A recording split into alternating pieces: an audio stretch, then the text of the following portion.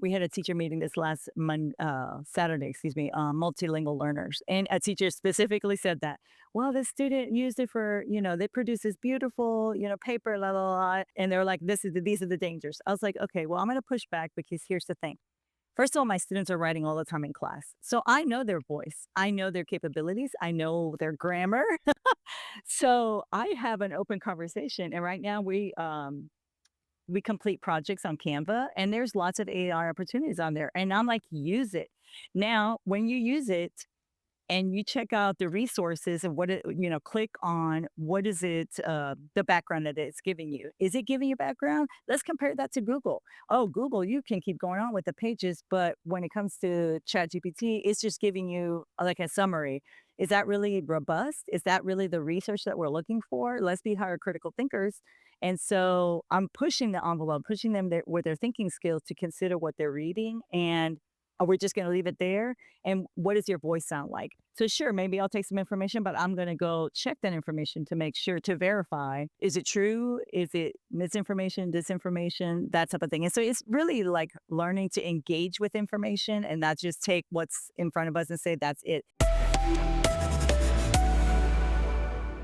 I think one of the most important conversations that we can be having at aiEDU Studios, which is like actually just giving some time to educators to talk about their experience in the classroom. And, there's so much talk about AI and education. And, I think it's important to actually have the teachers who are the front lines of this kind of just sharing what this looks like or, what your own experience. I guess to kick us off, can you tell us your name and then sort of where you teach and maybe even just share a bit about the school where you teach and sort of like help us paint a picture of, your classroom and then we'll dive in. My name is Celeste Riley. I am a fifth grade ESL dual language teacher, meaning I teach English and Spanish.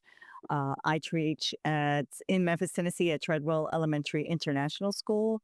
And our student population is about almost 60% Hispanic and then Black students and a few others, but those are mostly who we teach and serve. And our particular students, a large population are Spanish speakers. And so that would be their native language. So we're code talkers. And at what ages do you teach? Mm-hmm. So fifth grade, 10, 11, that's Yeah. preparing them for middle school. And so you are one of the AI Trailblazers.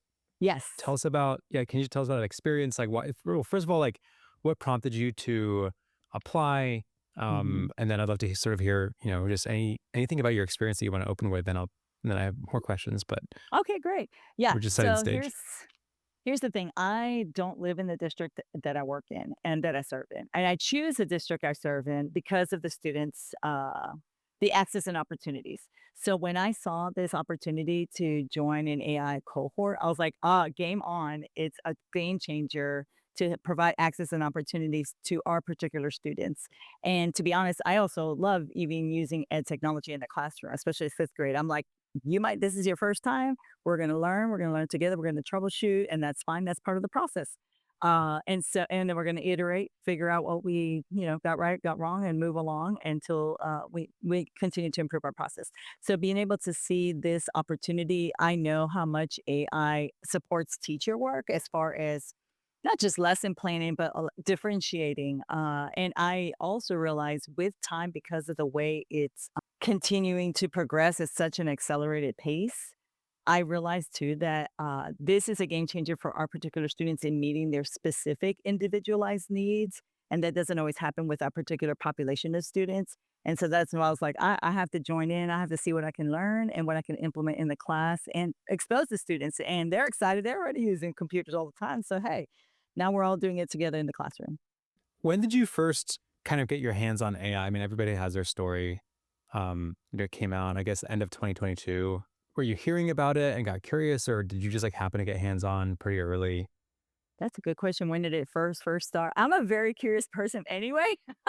Anytime I hear something new, especially when it's technology, I think I heard ChatGPT is probably one of the first ones. So I'm trying to think which one came out first. If it's that Gemini. There's ChatGPT was first, yeah. Okay, thank you for that. And so I've been dabbling along with ChatGPT, Magic School AI, Claude. trying to think of some of the other ones. I really like Copilot. I've been leaning more towards that one, but I still use ChatGPT all the time. So, and so teachers would say, "Oh, you can use it for creating mini lessons. You can use it to differentiate your lessons for particular students where you need to scaffold or things of that nature, especially because we're teaching speakers of other languages, right?" And so I'm always looking for opportunities and ways to expand my reach in a way that I might not have considered, or even in learning the prompts. Okay, so how can I make my prompts better so that I can really be more of an expert in bringing out the needs that I'm trying to make sure is met in our classroom. I mean, it makes sense because you're a trailblazer, that you're an early adopter. Because I feel like for a lot of educators, they were kind of caught off guard. And so for folks, it was students using the tools, and whether it's cheating or not, right? It's like, some teachers, they just like saw that essay, and then it was like, wait a second, there's no way this Oh kid wrote yeah. that essay. Is that, I mean, like fifth grade is interesting because it's, they're old enough to certainly be using technology, but Yes. do you feel like the kids are a few steps ahead, or are they still early enough that, they're not necessarily, prompt engineering themselves? Well, let me backtrack and say this. I part of my master's, I took several classes and that included ISTE standards and learning what it means to be a digital citizen, and that's what I bring with me in the classroom. So I'm constantly, for instance, our students they have to create their own passwords. So I'm like, we're never using our name, we're never using our address, nothing personal. So use your favorite character and maybe the year, something obscure and something you can update. And so I'm always thinking about being the first one to explain to them how to use it, why to use it, and that type of thing. And then we just had this conversation. Oh, we had a teacher meeting this last Saturday, excuse me, multilingual learners. And a teacher specifically said that, well, this student used it for, they produce this beautiful, paper, la, la, la. And I said, and they were like, these are the dangers. I was like, okay, well, I'm going to push back because here's the thing. First of all, my students are writing all the time in class. So I know their voice. I know their capabilities. I know their grammar. So I have an open conversation. And right now we complete projects on Canva and there's lots of AI opportunities on there. And I'm like, use it. Now, when you use it, and you check out the resources and click on what is it, the background that it's giving you. Is it giving you background? Let's compare that to Google. Oh, Google, you can keep going on with the pages, but when it comes to ChatGPT, it's just giving you like a summary. Is that really robust? Is that really the research that we're looking for? Let's be higher critical thinkers. And so I'm pushing the envelope, pushing them with their thinking skills to consider what they're reading. And are we just going to leave it there? And what does your voice sound like? So sure, maybe I'll take some information, but I'm going to go check that information to make sure to verify, is it meeting is it true? Is it misinformation, disinformation, that type of thing? And so it's really like learning to engage with information and not just take what's in front of us and say that's it. That's really my whole goal with my fifth graders because they're at that cusp of concrete and abstract. And so with that teacher, I was like, my students use it, and I have a conversation. I'm like, so I read this. Does it sound like you? And the funny thing is, this particular student last year, he looked at me, he's like, "No, I did use, ChatGPT." I was like, "You know what? That's fine." I said, "Take some of that, keep doing your research. I want to hear your voice." This student continued to learn and had become the expert in the room with using technology. Anytime we ran into a problem, "Hey, I can help." Of course you can because you love it. So let's engage in that. And I'm like calling him the ed tech guru because I could just see his pathway, and I'm super grateful that we had the opportunity to wrangle through it, work through it, and empower him. It's really interesting because I feel like there's so much consternation right now about, these tools are just gonna, and I've even stated this worry that like these tools are gonna get in the way of students' productive struggle, and it's gonna undermine learning, or at least like we're worried about this. Mhm. Um, is that example like an outlier, or do you feel like that's actually Mhm. maybe relatively common in terms of like what you've seen as like as students are using and getting hands on with AI more?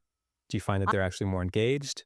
I do. I find like they're very engaged because they this is their generation. I mean, Generation Alpha connected to the umbilical cord. They grew up with a hand, a computer in their hands all day long. So they're constantly already utilizing it. How can I utilize it and help me with my education, drive my education, right? So project-based learning that right now we're reviewing and creating projects over different countries. And I'm about to say, okay, so you just wrote about Afro-Latinx, you just wrote about the American Revolution. Now you're going to compare it to revolutions in South America, right? Because and we're going to bring in their culture. That's research, and so we're engaging those higher critical thinking skills, and again, I know the students' voices, so we're gonna work with this in the classroom, utilizing those tools, but not just they're bringing it to me, "Okay, so what do you think about this?" And it's a lot of it's the engagement. It's not just, "Here, go do this, you're done. Oh, you completed it, check." No, because, I mean, anybody can do that. It's more like we're having a constant continuous conversation. They show me the work. I'm like, "I'm not sure. What do you think? Does this really sound like you? Or is this sounds like college level, terminology. I never heard you use these words. What do these words mean?" That type of thing. And it's really the engagement, I feel, and them feeling safe enough and brave enough to come to the teacher and say, "Okay, I did use it, but what do I do now? Or how do I engage with it at a higher level so that I can continue learning," right? We were just doing a podcast. We were talking about advice to parents, and there's a psychologist who one of the points she made is like you have to build trust with kids. Like if you really want 100%. to be able to engage them in this, like you have to actually, you know, you can't just approach this from this like assumption of bad intent.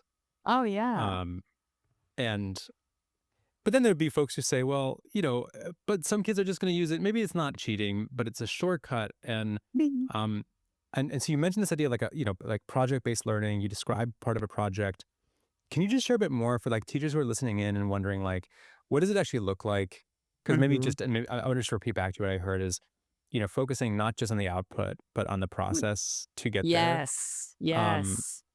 but like sort of like tactically, like how do you sort of like test knowledge and make sure that there is learning happening?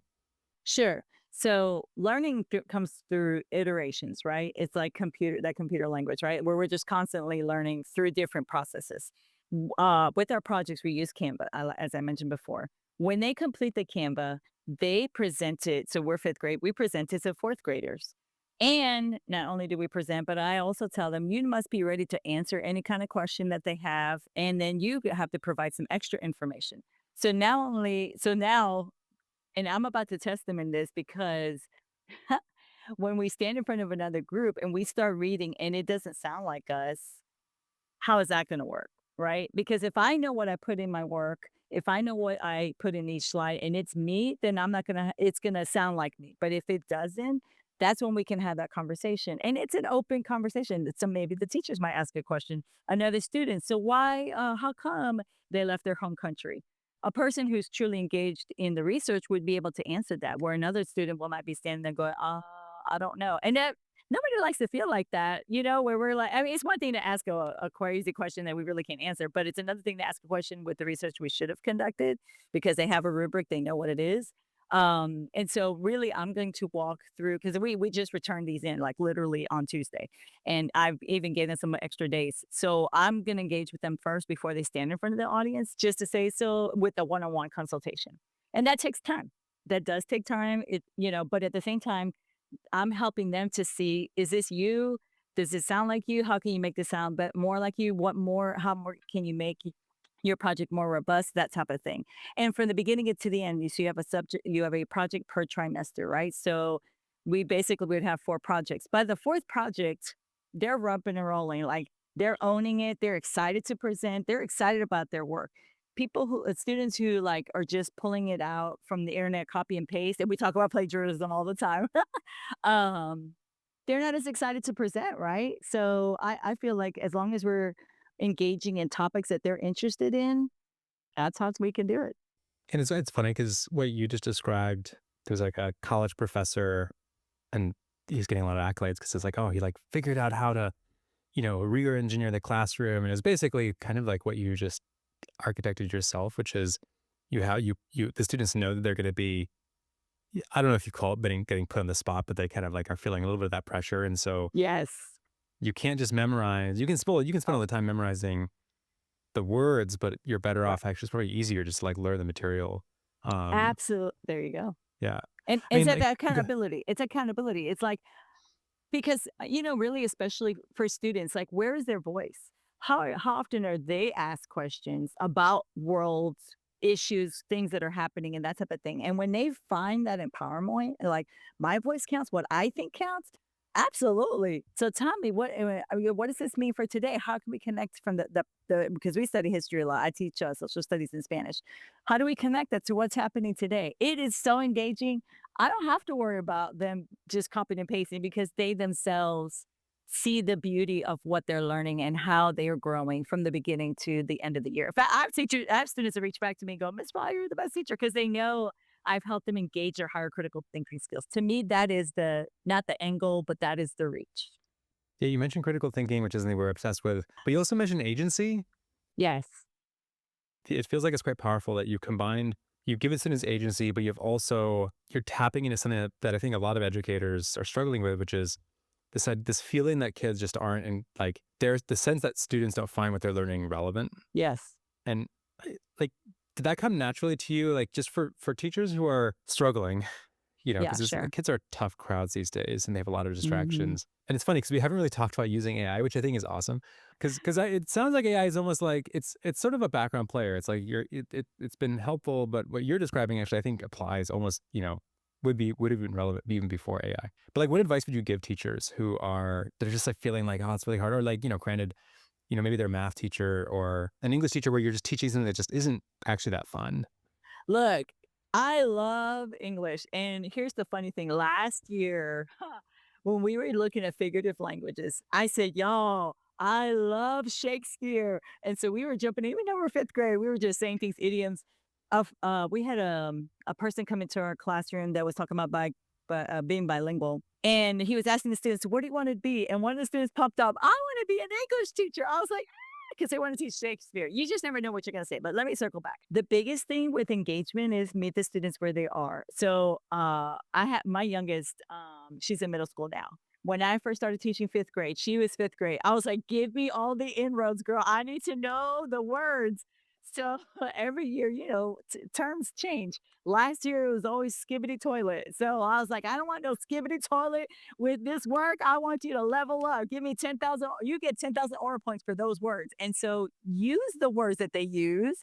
Now, I know some teachers feel uncomfortable, like, oh, this is professional. I tell, yes, it's professional. But sometimes I'm like, hello, what's happening here? Or, okay, like 6, 7 is the big thing. Like find those little nuances that they're like, what do they, how do you know about that? But those inroads make all the difference in making those connections with them. And so, like, I love watching like Stranger Things and Wednesdays. So we talk about who's watching that, who's watched Squid Games, little nuances because when you show them that you care about what's happening in their life, man, everything else just opens up. They're like flowers and then they're ready to get super engaged. Not everybody, sure, of course not. And when it comes to especially teaching like English and teaching things that may not be culturally relevant, or they're like, that happened 100 years ago, I always try to connect it to their life. Like we just read about World War II and Hmm. code talkers, right? And the Navajo language and how that helped, navigate that time frame. And I was like, "You guys are code talkers. Did you know that?" And they were like, "What do you mean?" I was like, "Because you know 2 languages. Look, you can talk." And I started speaking in Spanish, and I say, "If somebody monolingual just walked in the door, they would know what we're saying. You're a code talker." So, like, I'm constantly building the things the strengths that they have, right? And so just I feel like every time I trap into one of those things, they're into Messi, they're into soccer. Okay, let's talk about soccer, all those things make all the difference with being able to like streamline the areas that they're learning about. I'm like, we're repeating, like, history repeats itself if we don't know it, like all these pieces. They're children and people are naturally curious. That we really are. So like continuing that curiosity, game changer. Have you ever used AI to just help you come up with an idea of how to connect with students? I've used it more for like, really, to be honest, it's more of with assessments for me. But asking I would say questions, more. no. Yeah. Yeah, Well, how do you because use it with in assessments? assessments, yeah. So if I'm a particular standards, we're always standard driven, and so I'm working towards a standard, and I feel like, okay, there's a little bit of a misconception here. Help me break this down to explain it in a different way. And so it will bring something out. I don't find it is as rigorous, to be quite honest. And that may be because of the input, right?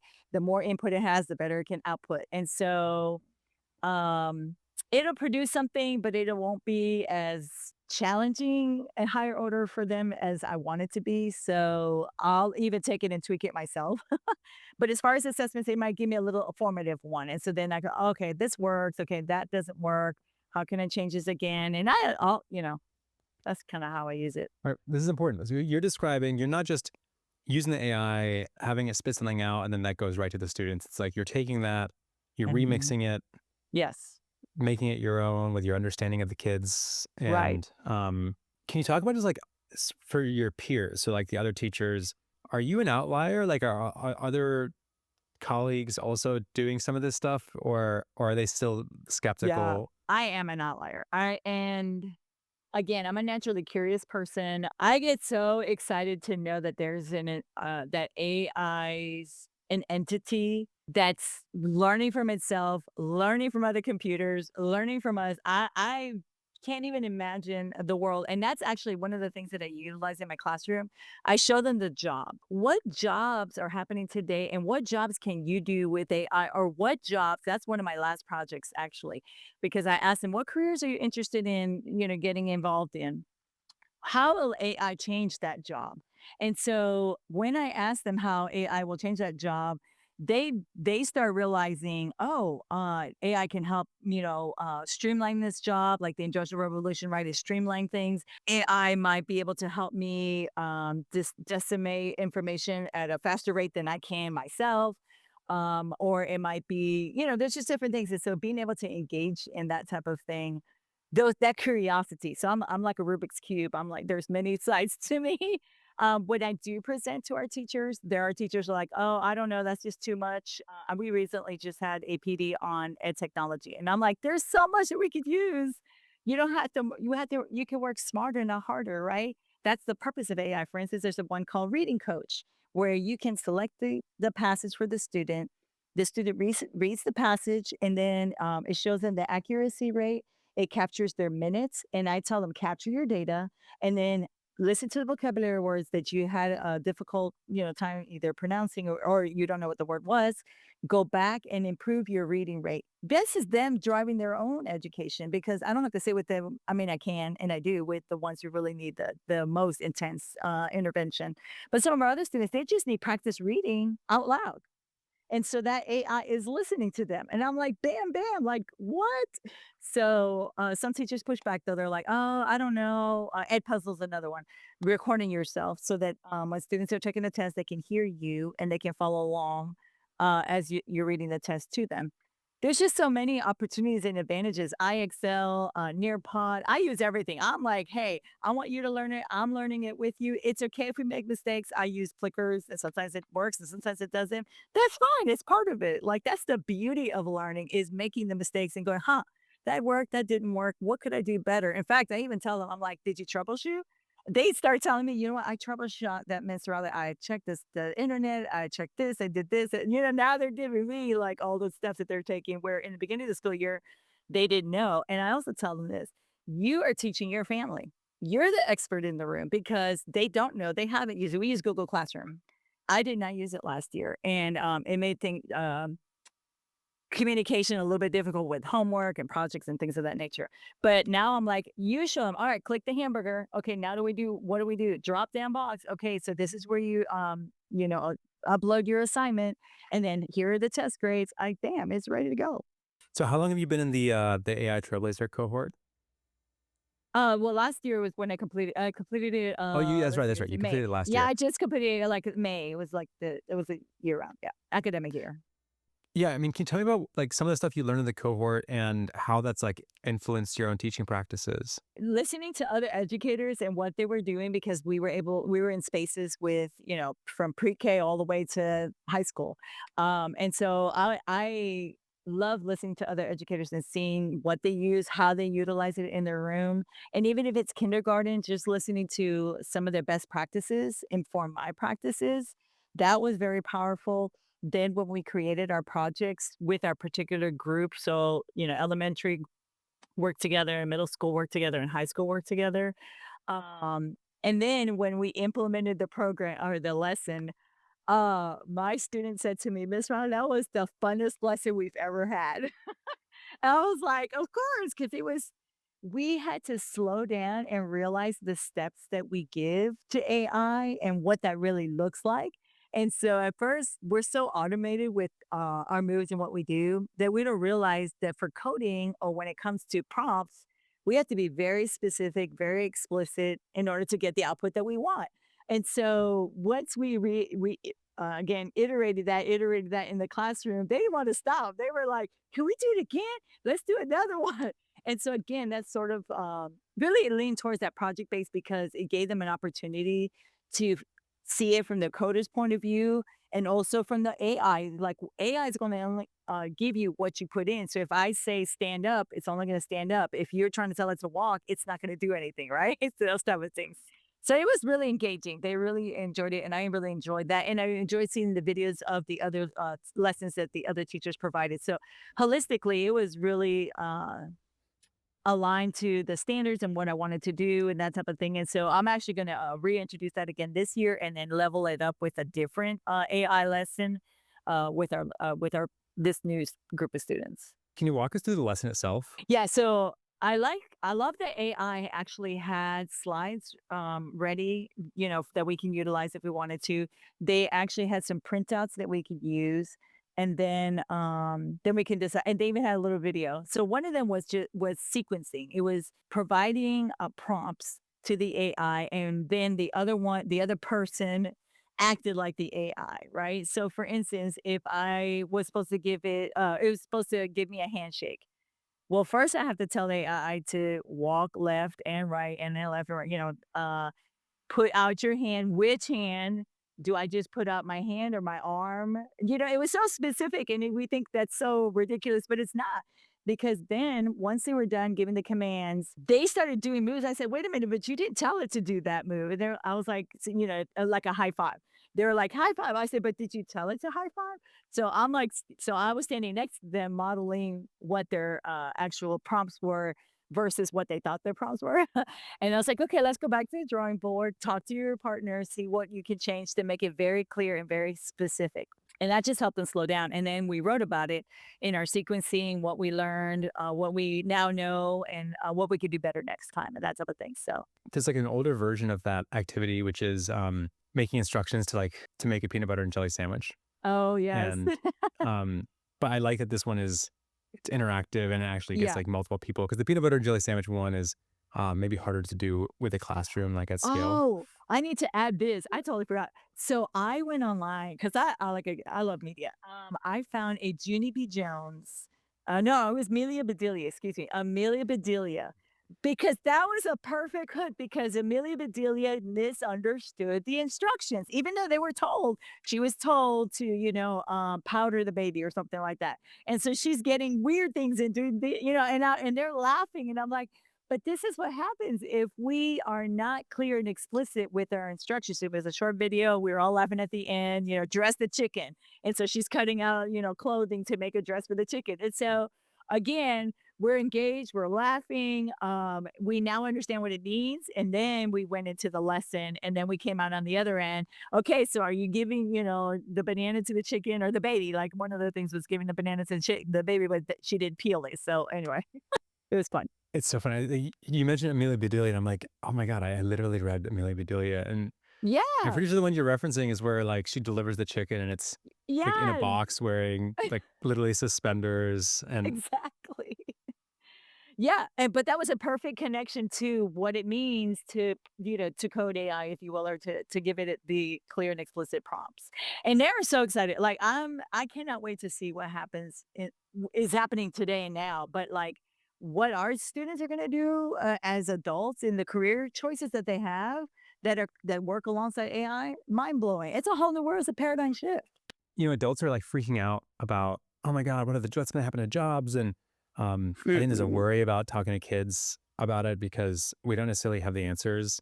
I love that you're just bringing them in and challenging them to think about what would these jobs of the future look like, which feels like the perfect way to get them to like be aware that like jobs are changing, but then give them agency, which is I think Yeah. often missing even in like conversations Yeah. with adults where, Right. they're hearing all the doomsayers talk about, AI disruption, and we're not also posing the question of like, well, what can you do?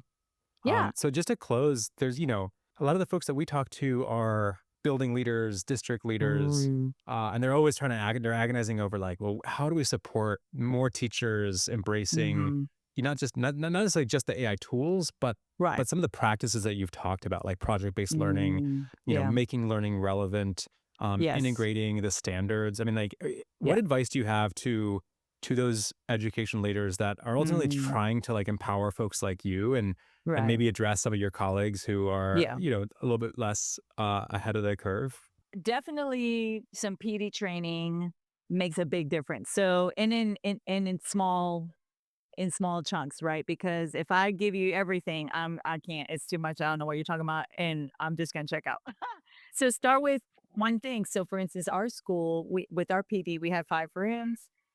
The teacher who excels in teaching that particular thing or utilizes it in their classroom, like I love using Nearpod, they taught 15 minutes, 15-minute chunks. And then the teachers can write, ask questions, answer questions, whatever it may be, but it was a small chunk of time. Having your utilize the teachers in your building that are already excited and utilizing these different opportunities, right? That's really what they are. Because my enthusiasm will rub off even more than just an admin enthusiasm, right? And then they don't feel like, oh, I got to do this. It's more like, oh, this is how they're doing it.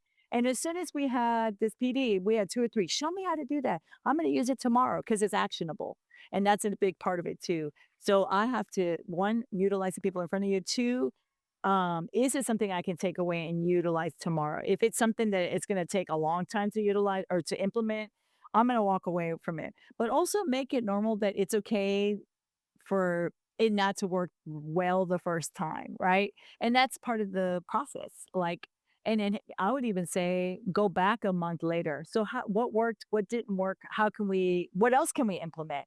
For those who it worked for, great. Try the second one now. And then those who didn't work, let me see how can I support you? Because sometimes teachers, especially when it comes to technology, it's going so fast that if I'm not learning about it as it's going on, I'm going to be very lost. And so, feeling uncomfortable with being uncomfortable, it's fine. Like that's okay. You're building the plane as you're flying it. That's okay too. Our students are doing it. We're doing it. Let's just do it together. And so, doing it as a school, I think if you could introduce one, maybe once a month. I don't know if that's overwhelming. Maybe every 6 weeks if some teachers have pushback. But having a real good PD on it makes it all the difference. Even some like recording. Hey, you had the PD, but I don't remember all the steps. Can you like send me a video so I can do it on my own time, asynchronously? Big, because I know I'm a visual learner. I'm like, "Okay, she said click here, let me click here. Now I'm supposed to go over here. Okay." That just helps my brain when I'm implementing it in the moment. And then share the wins. "Hey, I used this for 3, in 3 months. I used this and I saw an increase in this kind of engagement." And then we hear each other because 'cause I'm listening to you. "What? That worked in math. Maybe that'll work in ELA," and vice versa. This all speaks so loudly, and it's something that it's been our intuition. It's really powerful to hear it actually coming to light. This idea of you can't just mandate this top down, creating a safe sandbox for experimenting and celebrating failure as a learning opportunity. Stuff that we would, I think, want for our kids, but educators also feel like they need to know everything, and that's impossible Oh, in this moment. It's yeah. Celeste, right? Celeste, yes. Thank you for Celeste. that. Yes, it's a Celeste, Spanish name. I know that we're at time. I wish we could chat for another hour, but yeah, it sounds like you have a busy day. Yeah, thank you so much for jumping on. Yes. This has been really cool actually hearing it. It's like the most fun conversation I've had in a while. And I Ah, can see why I'm so happy. your enthusiasm is rubbing off on me. I can imagine your kids totally like feeding off of it as well. No, they really are the light of the world, and, I'm grateful that I get to sit in this space and we get to explore the world together. The world is so curious, it's beautiful, so we learn together. So thank you so much for your time. I appreciate it.